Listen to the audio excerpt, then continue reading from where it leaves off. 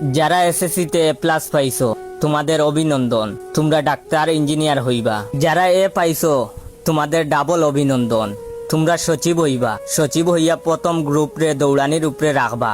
যারা বি পাইছো তাদেরও অনেক অভিনন্দন, তোমরা নেতা মাস্তান হইবা। তারপর উপরের দুই গ্রুপ রে দৌড়ানির উপর রাখবা। যারা টাইনা টুইনা পাস তোমাদের ট্রিপল অভিনন্দন, তোমরা প্রথমে ব্যবসায়ী হইবা, এরপর এমপি মন্ত্রী হইবা। এমপি মন্ত্রী হইয়া উপরের তিন গ্রুপ রে দৌড়ানির উপরে রাখবা।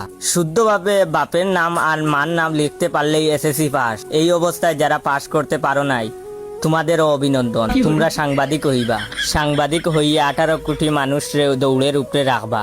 এত সুযোগ সুবিধার পরেও যারা পরীক্ষা দেয় নাই তাদেরকেও আগাম অভিনন্দন জানাচ্ছি। তারা পীর ফকির বাবা হইব।